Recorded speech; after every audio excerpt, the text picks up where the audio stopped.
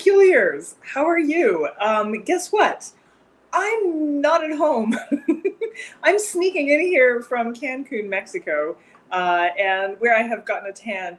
And it's a very exciting show. And I just want to say, so many of you are already online. I just saw that Joanne's here. Elizabeth Witten says she's here, and she's hello from St. John. She says she's working the morning shift, is going to try and stay up as late as she can. Kat White, Susan Cotter, Leanne's here, Kristen Meston, Kathleen Richardson. We've got a full crew tonight. It's very exciting. Just a quick reminder that you'll want to be on the live part, and you'll type your questions right into YouTube, the little box down at the bottom. Make sure you put a Q there so we know it's a question, because tonight, we have an incredibly special show. And I know Davey's excited because I'm excited. And Davey actually is in Cleveland at the moment. I am. And if I sound a little bit different, and if I don't seem like I have as much energy, it's because my babies have started going to daycare and gotten everybody in the house sick. And now they're not sleeping either. So I am in the throes of dealing with twin 7-month-old babies right now. If my eyes don't seem as wide as they usually do, that's why. Yeah. That's not as much fun as what I'm doing, I think, probably, Davey. No. We even queued up a few photos, though, so I could share the love with everybody, because I felt like, just so you guys would feel like you were in Mexico with me. I'm here. You feel that ocean breeze that coming off? You feel it? Is it coming? It's lovely. We spent time on the beach today, but I also met a new friend. So this is Jägermeister the hawk. Jägermeister helps keep the pigeons and the grackles from fouling the resort. So, apparently grackles are very intelligent, and they figured out that if they bring the hawk on Mondays, Tuesdays, and Saturdays, the birds just show up on Wednesdays and Thursdays. So they've had to shuffle the deck a little bit. So a little bit of science and biofacts for you here from Mexico. I mean, even my 2-year-old has figured out what days the garbage truck comes. So they're... Makes sense. I get it. It's kind of fun.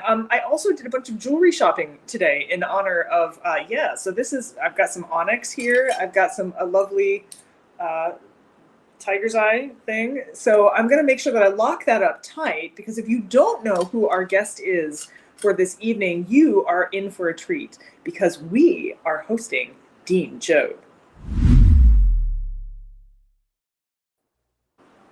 Welcome, Dean. Good to see you.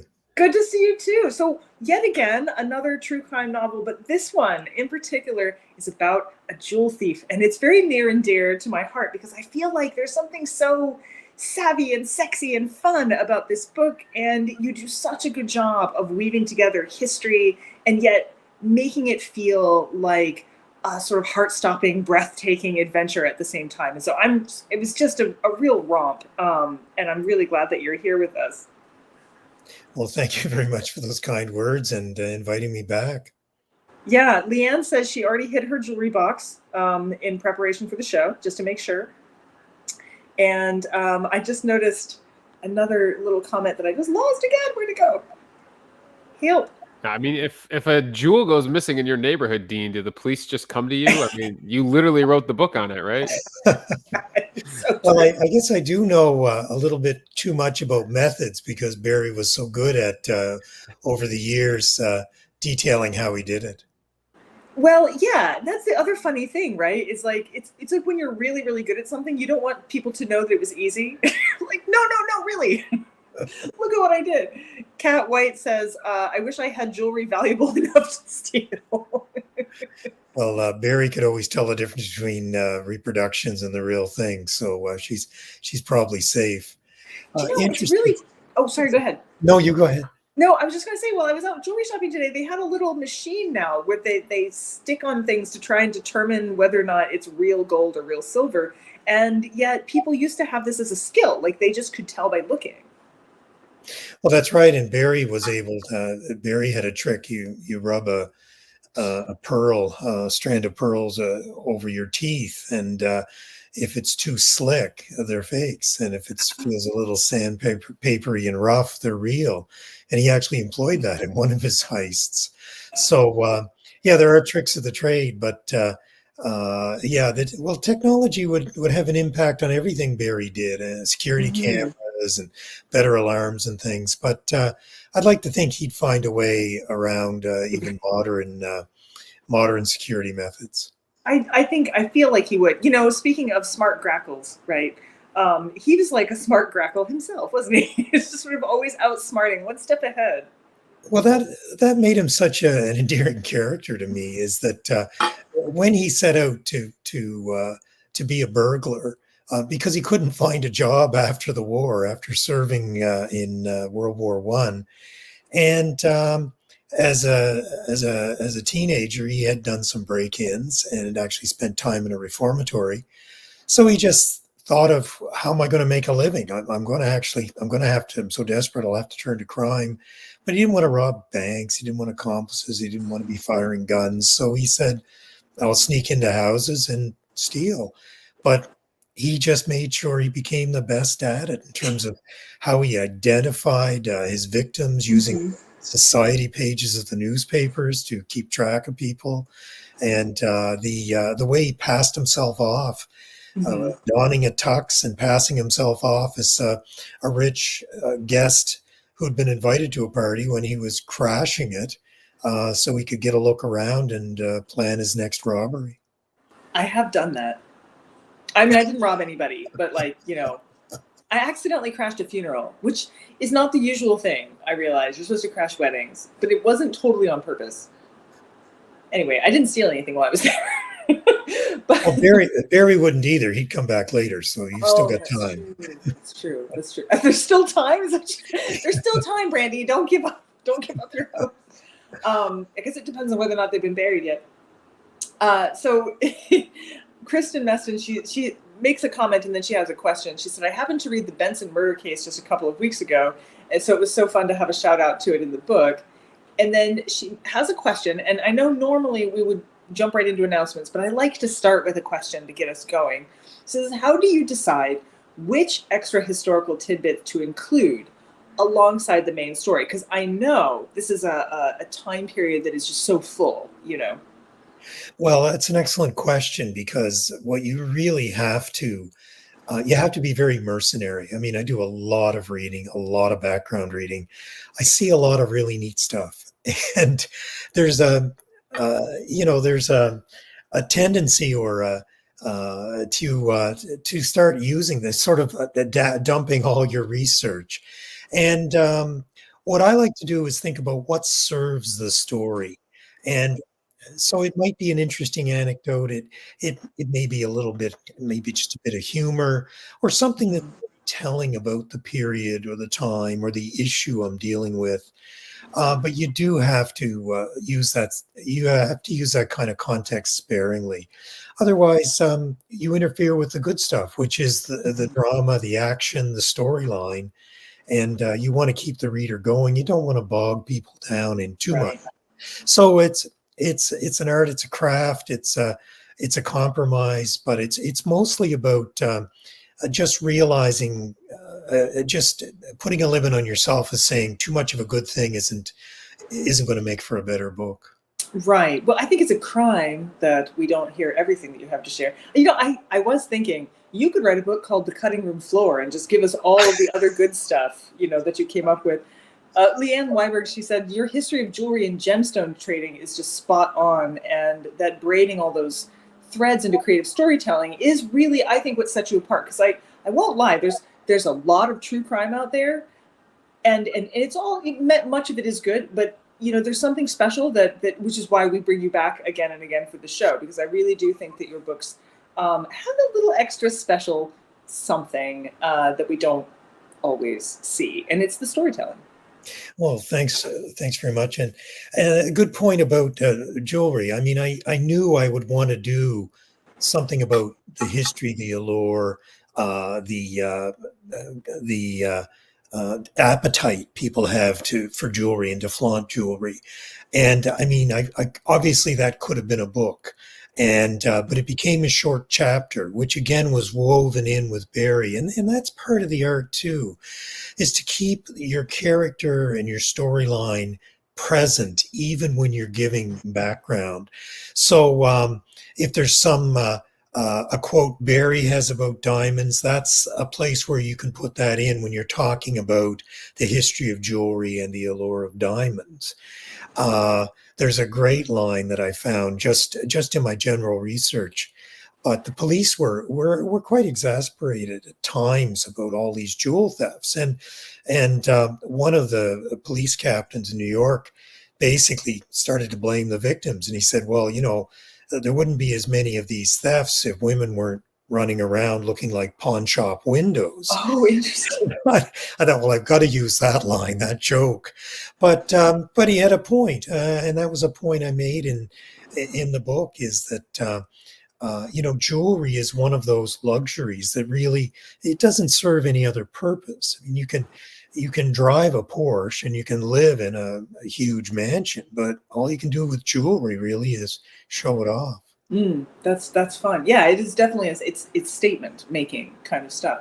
Okay, so we're going to go to announcements, but Joanne has something that I'm going to bring back around. I know a bunch of you are online. I'm looking for more of your questions. So while we're doing announcements, please go ahead and type those up, because it takes a little bit of time for them to get through to us. So type now. We'll get back to you in just a couple of seconds. But first, announcements. First, it's always important to remind people that this is happening on YouTube, and you can join us live on the YouTube chat. Don't be shy. All questions, comments, you've seen our conversations. We say all kinds of crazy things up here. So feel free, just choose the live chat, and then you can follow along with us. And if you are listening to us on our podcast, you can go back to YouTube and actually read the comments as well, if you'd like to. So so that's one thing. You can connect with us in a variety of ways. Probably where we most put all of our things is Facebook, but we have my website, and the way that you get the links to the show is via our newsletter.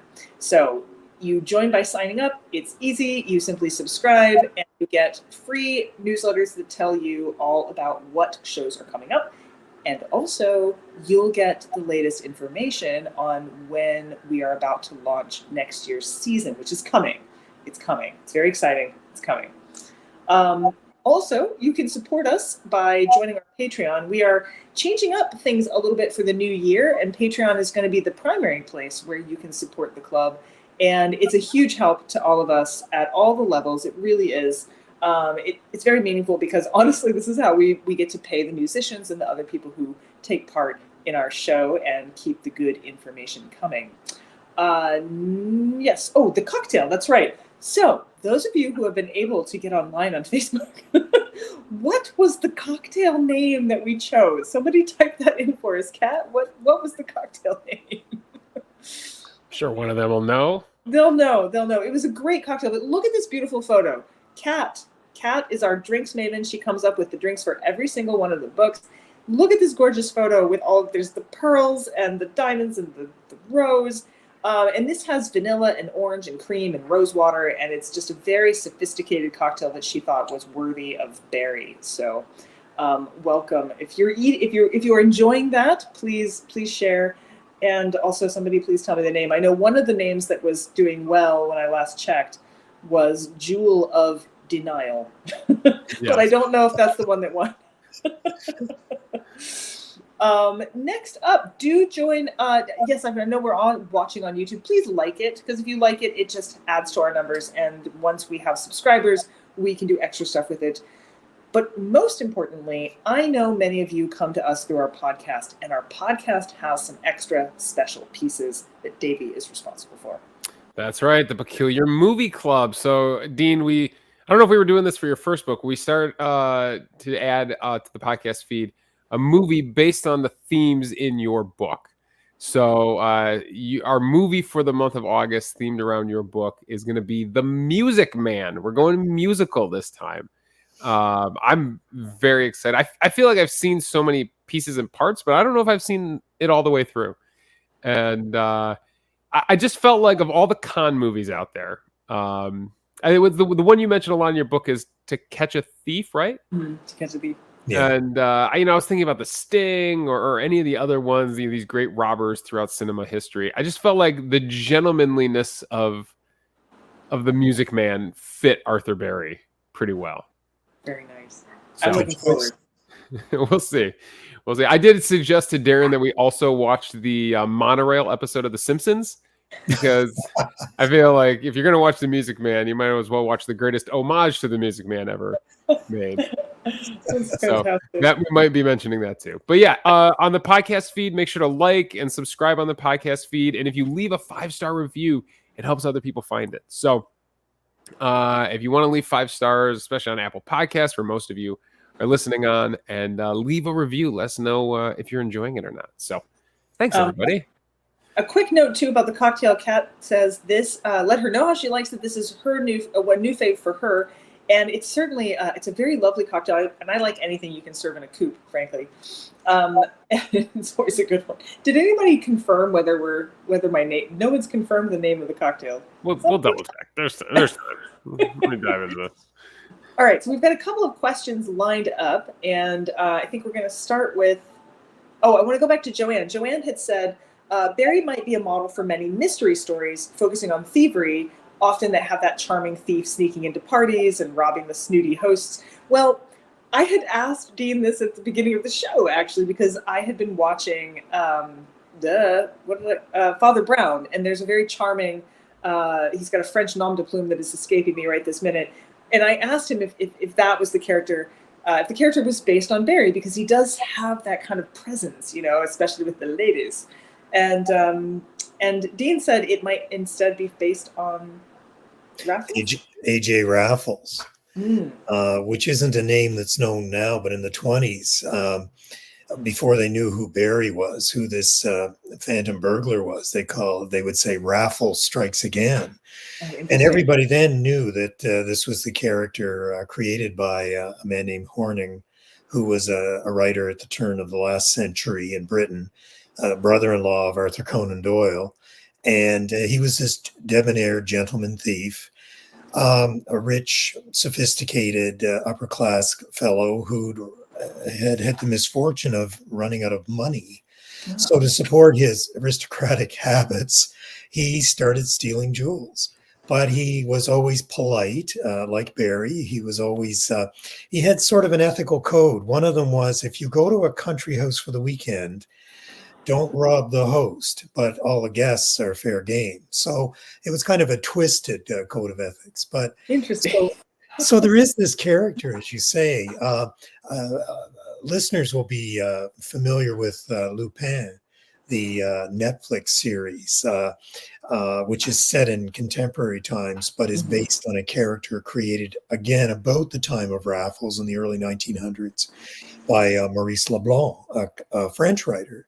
And Barry really, in terms of the way he thought, the way he carried himself, is very much like Cary Grant in To Catch a Thief. And in fact, at the opening of the book, I have 2 quotes, 2 decades apart, and Barry and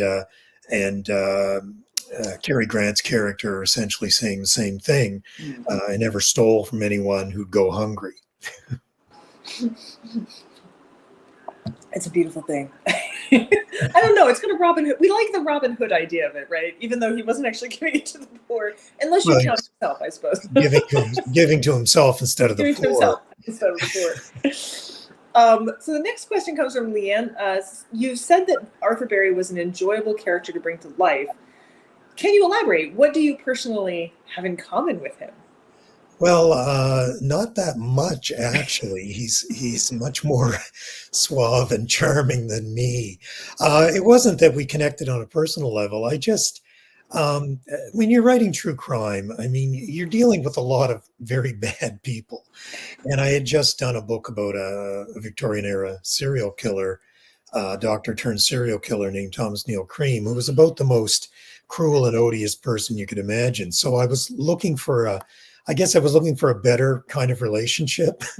Yeah. And I've always been drawn to con men. I mean, again, there's so much audacity and brazenness and just about them. And Barry has all that. I mean, he's kind of a con man who's not taking money through his charm, but using his charm as to open doors into the society where he'll steal. Literally. Open Exactly. windows, Um, perhaps. but I just was taken by his audacity, and also the fact that he's an anti-hero that you can root for. Yeah. And as you said, Brandy, he's not really a pure Robin Hood, but No. he is stealing from the rich, let's say to the delight of the poor, because in the press, I mean, his crimes long before he's ever identified or captured.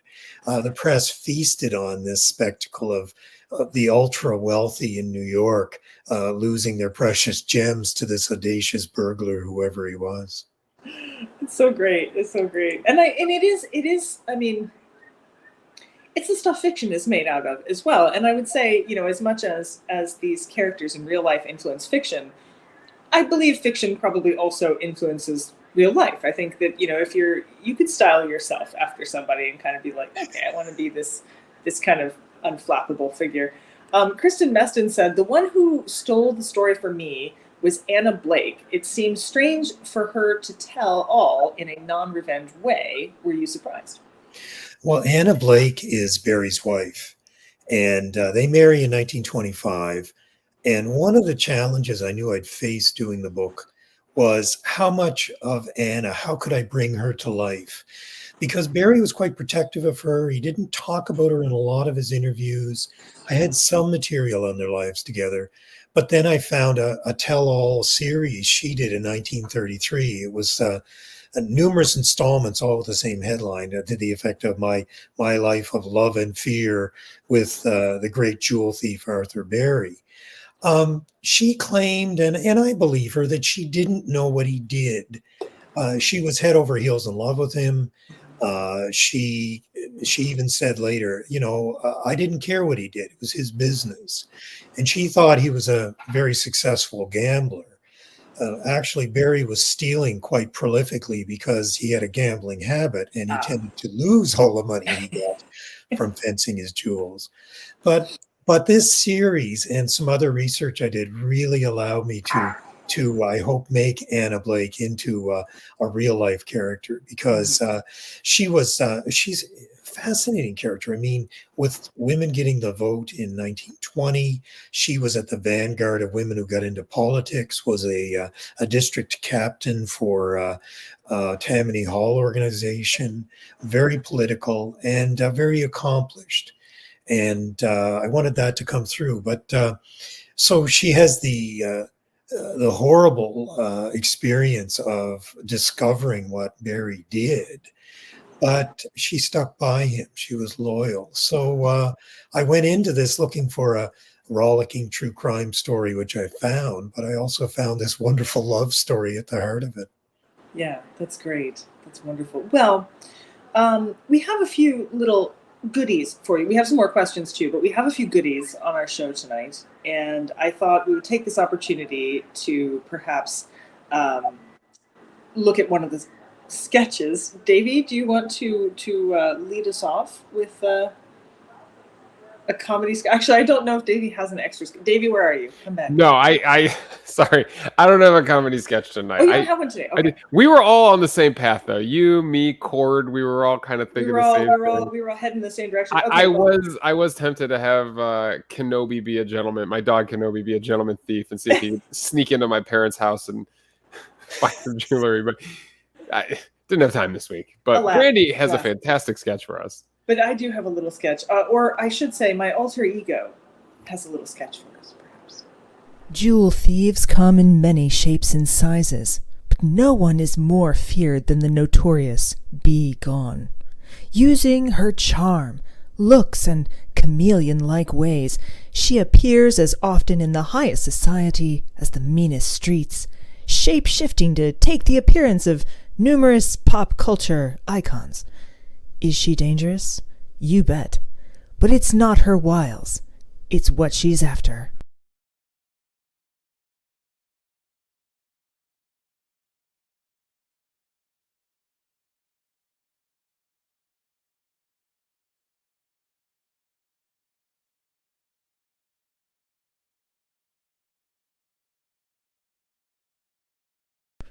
The family jewels. Hold 'em high and tight, boys.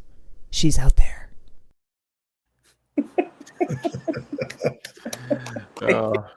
There was supposed to be music in that inset part where the actual act is happening, but I don't have enough Wi-Fi here to actually pull the music in. So I might do a slightly better version of it and put it up. She pulled that all off on vacation, everyone. On vacation, yes.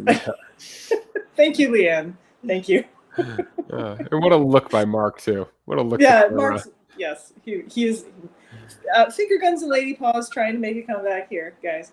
So I see more questions have popped up, but we have arrived at about the midpoint. Not quite the midpoint, but I thought we might just move right into a song which follows up on that comedy sketch with a little bit of humor and talent and berryness.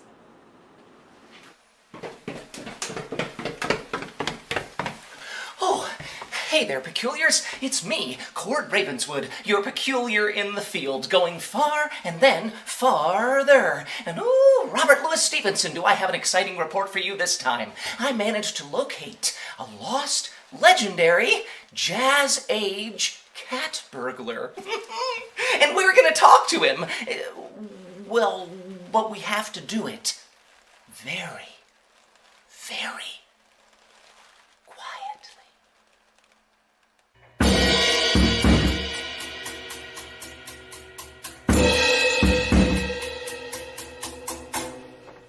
Oh, hello. I didn't see you in the hall. Before you ask it, no, I wasn't invited in at all. I'm simply here to tiptoe from room to room to room. I promise I will not hurt you, though I may tarnish your silver spoon. The jewels of human nature aren't the jewels that I am after, but I'll be your interpolator for laughter and disaster. If you're honest, what you crave is nothing short of stature. The jewels of human nature, neither of us are after. So much simpler if you'd stayed in bed or summered on the coast. I'd relieve you of your sparklies, then I'd vanish like Marley's ghost. Oh, and if you talk to the press, be sure to spell my name right. For a hood I may be, but I'm Robin at first light. The jewels of human nature aren't the jewels that I am after, but I'll be your interpolator for laughter and disaster. If you're honest, what you crave is nothing short of stature. The jewels of human nature, neither of us are after. I don't carry a gun. I'm a distinguished veteran. Like Lord Byron, on summer nights I crawl Cord!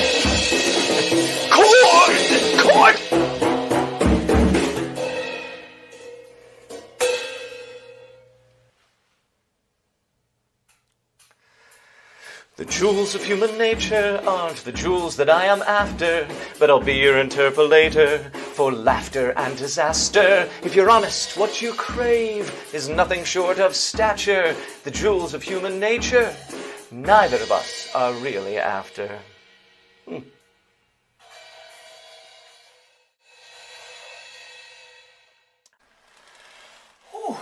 that guy is amazing. Someday I hope to be just like him. Well, that's it for this time, peculiars. As always, I'm Cord Ravenswood, your peculiar in the field, going far and then farther. Toodaloo!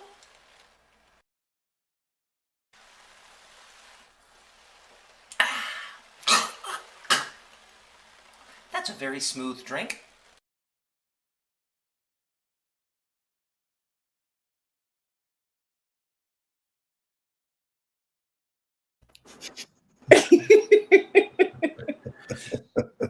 Cord Ravenswood. I don't know if I saw him in the wild. I don't know if I would recognize him. I know. Well, he is an actor. Yeah. Not everybody knows this, but Cord Ravenswood, our peculiar in the field, is a friend of mine who is an actor. He's been on TV and movies, but lots and lots on the stage. He's a stage actor. He does a lot of Shakespeare. He works for the Kennedy Center, and he's Cord Ravenswood for us. So, yes. Anyway, more questions that we have for you. Leanne wants to know, there's a story about how you got access to that wonderful mugshot from 1932. There is. I was doing a lot of my research at the height of the pandemic, so I normally would go everywhere, which would have been challenging with Barry because he went everywhere around New York, Long Island, Westchester County. So I was doing my research remotely, and I contacted the New York State Archives. Very bit of a spoiler alert here, but let's say that he comes to grief and ends up in no less than 3 different prisons in New York State over the years. So I wanted to see their files. They were at the archives, and you can find a large grouping like intake files of new prisoners, Auburn prison for the time Barry was there, but none of it's indexed. So they generously took on and said, well, we'll check it. I had offered to hire a researcher if they could help me with that. And over the course of months, every few weeks, I'd get an update saying nothing in this file. Oh, here's 100 pages from that file on Barry. And it went on and on. And part of this cache of wonderful material they had was this mugshot, which had never been seen before. Had been buried in those files all those years. So it was wonderful to get that. Police records, which would also have these things, are very scattered, very hard to find. So yeah, it was a real holy grail of my research to come up with that. Yeah, well, we did a promo video. Actually, I should have played the promo video, but I sort of forgot to cue that up. But the promo video, we wanted to feature that mugshot because it's quite striking, and I did lend it to Cord so that he could style himself in a Barry-like way with his hair, especially. So it's amazing what you can find in archives. And I know you spend a lot of time in archives. I spend a lot of time in archives. But to have people, I mean, I think it's always occurred to me that we get the credit for writing our books, and we should, but books are written by groups of people. There's so many people involved who help source things, and who I was really, really aided in my next book by people who are in Berlin, because I could only get to Berlin now and then, and also COVID. When I went there, it was also a COVID situation. Things were locked down pretty tight. And so I think it's so wonderful that there are people who are just excited to share this information. Do you know what I mean? Well, archivists, librarians, other researchers, I mean, they get to be allies.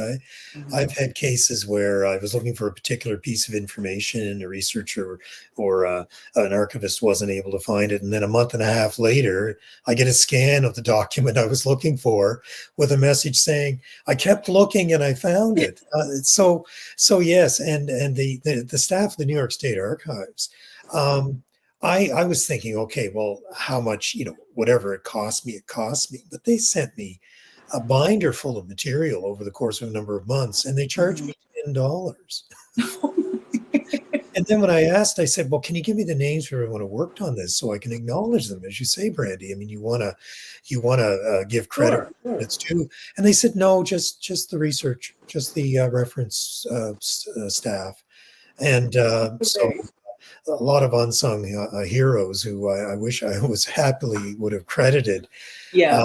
You need those allies. And and I find a lot of people you deal with as you're doing your research get as invested as you are, and there's as determined as you are and as frustrated as you are when they can't find something and keep going. It's funny. One of the people who helped me tremendously with sewing up the end of Dora Richter, who's the character in my book, Dora Richter's story, she's not an academic or anything. She's just somebody who is interested and who's just a citizen researcher, and sometimes they will dig. She looked in places I never would even have thought to look, and so it's remarkable. So Kristen brings up something, and I thought this was fascinating as well. So I didn't expect the link to the Lindbergh baby story, even though I've read about it all before. Did you know about that link before you started researching Barry? Yes, this is a really intriguing aspect of Barry's career that Okay, let's say without getting into too many of the shenanigans, Barry has a chance to break out of prison in 1929 to reunite with Anna Blake, his wife, and he actually is on the lam as a fugitive for 3 years. And in that time, towards the end of that, the Lindbergh kidnapping happened, and a private detective who had dealt with Barry and became a consultant to the New York Daily News, basically was writing a column criticizing the New Jersey police for not coming up with not solving the crime. Out of the air, pulled the theory that, well, Arthur Barry was an accomplished second-story man who used ladders to get in and out of houses without being detected, just like happened here. He's loose now from prison. It might be Barry. And that's how the seed got planted. Barry never kidnapped anybody. He stole jewels, but that didn't seem to matter. So when Barry is eventually caught, he's actually caught in New Jersey where he was hiding out. So New Jersey, where the Lindbergh kidnapping had happened. Lindbergh kidnapping's a murder by then because the baby's body's been found. So he had this ordeal of having to, of being very seriously looked at for several days as a suspect in the Lindbergh kidnapping. And So I didn't know that was out there, but again, some digging, I found that there were all the reports of the investigators who arrested him and investigated him still exist in the New Jersey State Archives in Trenton. That's amazing. And, that was such a, talk about a story that almost, it's not like Jack the Ripper, but in the way that the public just grappled with it, and it really changed people's, it was so dark, and I think that story was so big. I didn't even realize that Barry, you wouldn't, I don't know, it's such a big story, it overshadows a lot of other things. And so it's interesting that you brought that to the fore in this book. Leanne asked, you said in interviews and as a university professor, you say that, speaking to you, not Barry, you say that creative nonfiction involves thinking like a novelist without making things up. I completely agree with this. Can you elaborate? Well, I'd like to say that Leanne is a heck of a researcher. She is. Leanne, I should give credit where she's due. Credit where credit is due. Leanne is so great. She runs our Facebook group, and she also is the one who follows up on all of our authors to kind of keep me updated on what they're doing next. So she is absolutely a fantastic researcher. Hey, thank you. I'll watch my back from now on. I teach an MFA in creative nonfiction, and the creative word can be a little problematic if people think that means you're being creative or fast with the facts or embellishing, and it doesn't. Creative is storytelling, and as Leanne said, it's using the devices of a fiction writer to tell the story. So the creative part is how you tell the story. Right. You think in scenes. So can you create a scene? And when I say create with the material you have. Can you describe where something happened because you have that information? Do you know what people are wearing because you have a photograph of that moment? So it's the discipline of making the best of what you've got, which is why a good nonfiction writer has to do so much research, because if you can't make anything up, you can only use what you can find. And so that's really what it is in essence. The rule is you don't make anything up. So you look to create living, breathing characters. You look to describe settings, and we talked about getting the context. What was the times? I mean, you're teleporting the reader back in time to a lost world, is the way I like to think of it. So you do have to do the research that you can fill in enough of the color and flavor and feel of the times to make the reader feel like the story's unfolding in real time. Right. So that's some of the creative art that comes in, that's involved. That is absolutely challenging, but it's really fun to take the truth and make it engaging. Make it live, I think. Leanne was just remarking that she's a science writer and you can't make up science. So again, the storytelling becomes really important. And one of the things I think is a tool of good nonfiction writing is extrapolation. So if I'm looking at a time period, if you're looking at a time period, you're right. You don't necessarily have to see the individual person, what they were wearing on the day that it happened, but you can go, okay, what was the lookbook? You know, what were people wearing? What was common? How would you have locked a door? What did window catches look like? You know, and there's, you extrapolate from that data a lot, but there's still nothing quite as good as being able to go to a place. I know you've traveled a lot for your books.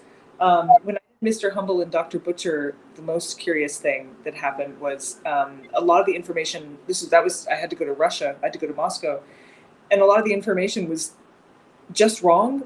Like everywhere I went, it was just wrong. Like they had basically mistranslated something and put a location on the wrong side of the river, on the wrong side of town. And so, you know, sometimes it's extrapolation, but you can't just sit there. You have to, you know, and I think that itch that you have, Dean, to keep digging a little bit further, to uncover a little bit more is really what makes that a powerful impulse.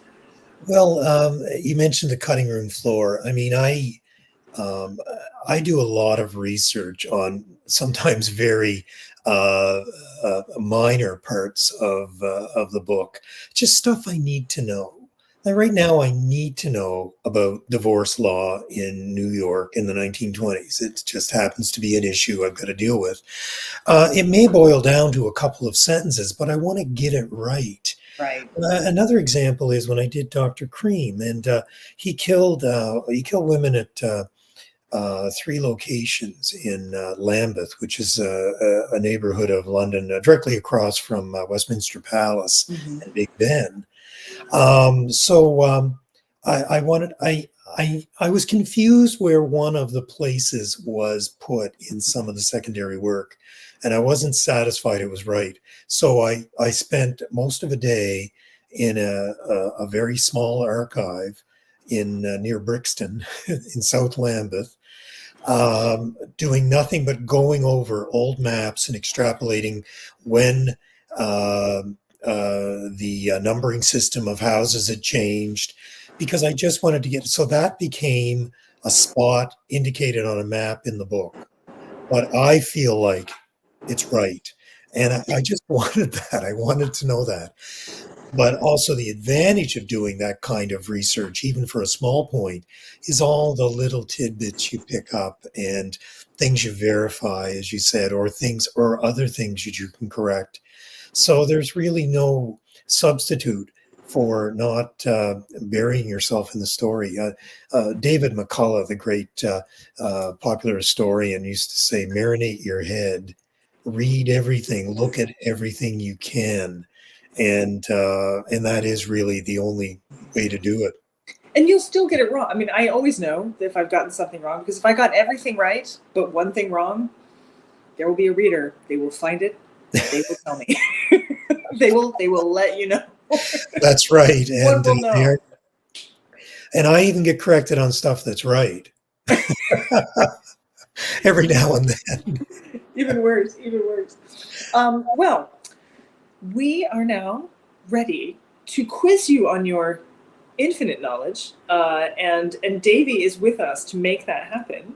I do have a question. Can I sneak a question in before we get to the quiz? So, absolutely. I don't know how many details you want to give away, but we've already mentioned the escape from prison, and I'm just curious in your research, because everything about him is the gentlemanliness, right? And even early in his youth, he escapes from a prison, but he does it in like the most secret, covert way possible. So were you surprised by the violence of the prison escape in Auburn? Well, first of all, Barry was an expert at breaking into places. I don't think it was a stretch to figure out how to break back out of them. But yeah, in 1929, in his defense, yes, there's some violence. But what happens is he and 3 other inmates go over the wall, and then the whole place goes into a huge riot. It does happen after they're gone. And in Barry's defense, he's the one who ends up shot twice before he escapes. True, yeah. But you're right. I was a little surprised about that, and but I did know enough of the story to know that while he was an instigator in planning the robbery, there was really no evidence he planned the riot. And in fact, he actually was charged later, once he was recaptured, with inciting the riot and was acquitted by a jury. There you go. Very nice. But it's interesting because it does lack his style, doesn't it? It lacks the panache that I think he brings to most of the other things. So. Well, I don't think he was going to be able to put a tux on and walk out the front door.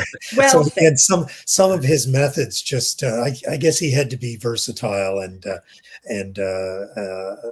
go with the flow of where he was.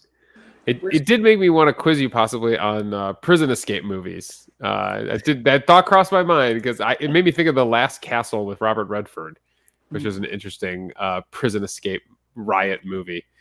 But no, I'm going a different way with the quiz this week. Going a different way? Okay. So, we talked about all these famous diamonds and these famous jewels of the 1920s. It kind of got me thinking, what's out there today? What are the most famous jewels out there today? So this is a quiz about some modern, well, actually not even, I guess things that are still popular today. Some of these have long legacies, but are still considered some of the most valuable jewels today. So I don't know if this quiz is going to be hard or easy. Sometimes I can tell. This one I don't know, but the peculiars are here to help you out.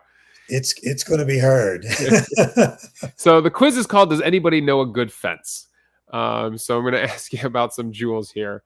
The Black Orlov diamond is a 67.5 carats and was discovered in the early 19th century in India. The diamond carries a curse that causes A, the owner's home to burn down, B, the owner's spouse to die, or C, the owner to commit suicide. This is a good one to start with because this is a very, very macabre and peculiar. Well, I'll say C. He's going with C, to commit suicide. We'll give the peculiars a chance to catch up. This was taken from a list of I think it was 17 or 18 of the world's most famous, notorious jewels and gems. And no one's volunteering anything. Oh wait, Kristen says C. She's going with C. I'll put the whole list in the chat because it's actually very interesting to read about all of them. They all have little fun tidbits. Randy Trent suggests B. All right, peculiars. The answer, remember Dean's answer was C. The answer is yes. The owner is C. Okay. Yes. The person that first brought it to America, he commits suicide, the jeweler. And then two Russian princesses have it, and then they both commit suicide. Oh, and wow. Somebody tried breaking it. Apparently, it was stolen off, or they think it was taken off a statue in India, like a religious statue in India, and that's why it's cursed. It's a very fun backstory on this one, the Orlov diamond. Orlov diamond. All right. Question number 2. The Cora Sundrop diamond is a 110.3 carat pear-shaped yellow diamond, which originated in South Africa and was unearthed in 2010. So a very recent one. Recent. However, according to expert research, it is believed to have formed in the Earth's crust. How long ago? Is it A, 1 to 3 million years ago, B, 100 to 300 million years ago, or C, 1 to 3 billion years ago? Oh, man. Okay. How old do you think the diamonds are old? I mean, they are old, and some of them really do go way back. I feel bad for the our peculiar podcast listeners. You never get to see the photos that I get to attach. Oh yeah, this is a pretty good, but it's a good description. This is a good visual. Yeah, pear. It's a sparkly pear. Joanne says C. Randy says B. Leanne says C. Leanne knows a lot about rocks. I kind of want to go. I'm going to trust that Leanne. I'm going to say C with Leanne.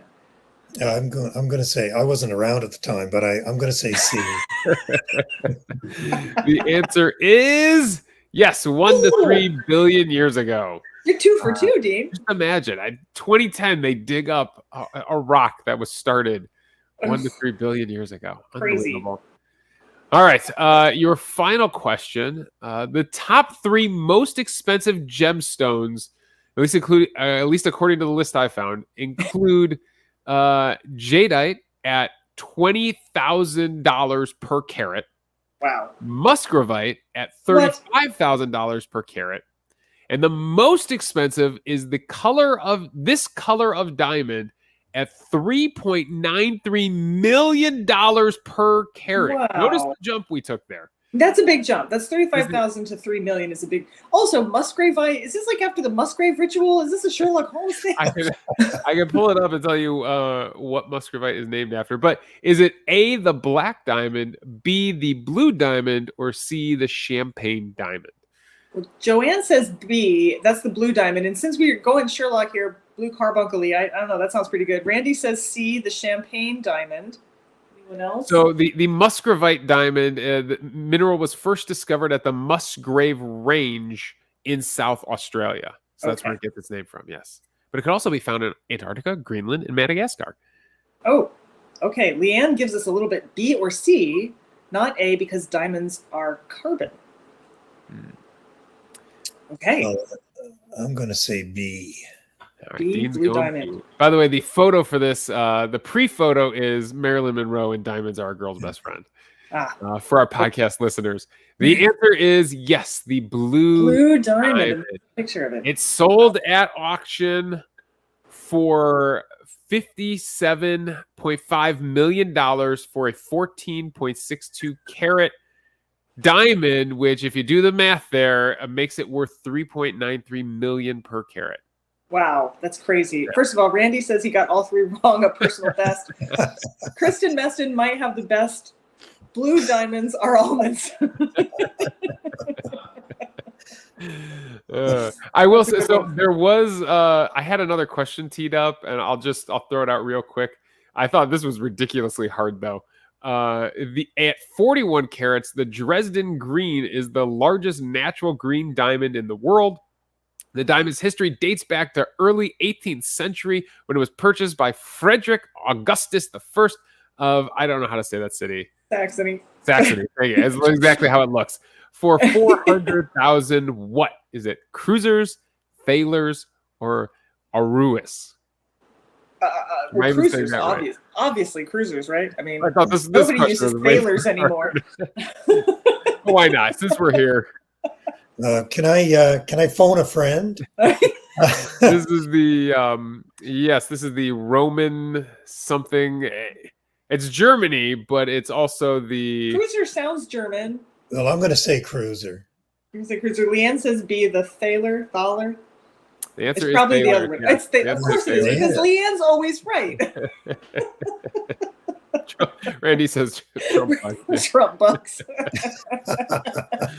Those wouldn't be worth anything. As I was typing that one out, I was like, "This question's way too hard. What am I typing here?" Oh, that was really good. I love it. Well, we have arrived at near closing in on the end of the show, and I know I saw a couple more questions that popped up, but I lost them. Did you happen to catch them? We can scroll back, but if you want to see the lists and you want to see the different diamonds and things and the values of the diamonds, I'm going to put the 2 articles I found in the chat. So they are definitely fun to look at in your free time. Very nice, very nice. And everyone should check the news today because in Botswana there was the second biggest diamond ever found was unveiled. It weighed a couple of pounds, I think, or something. And anyway. So, I just saw that before we logged on. So, very timely. Couple of pounds. I know they're just rocks, but like, it's at some point they get so big that I feel like that's not a gem anymore. That's a murder weapon. Very expensive murder weapon. Very expensive murder weapon, yes. I write murder mysteries. It's funny, you were talking about doing all this research. So I write nonfiction, and I don't make things up there. But I also write fiction, and I do make things up in the fiction. But a lot of my fiction also has tons and tons of facts in it. So I just did the book that came out in February, Framed Women of Ardmore House, which is a murder mystery. I made this mistake of not checking to see if this one restaurant was still in business, because it was when I was there. And again, people are like, hi, that went out of business 5 years ago. They couldn't have done that. I'm like, no. It's fiction, people. I know, but yeah, I drill down. I try to give you the experience that you're actually in Newcastle or you're actually in the Pennines or whatever. But apparently, I got myself all. It wasn't my fault. They went out of business. There's the question. Leanne said, "You've interviewed people who have met Barry. For real? I didn't know that. You've interviewed people who have met Barry or were related to him. How did that come about, and what did you learn?" And I didn't know this, so I'm interested. Well, one thing, Barry basically stopped talking about himself in the early 1960s, but he lived till 1981. Oh, sorry. Yeah, till 1981.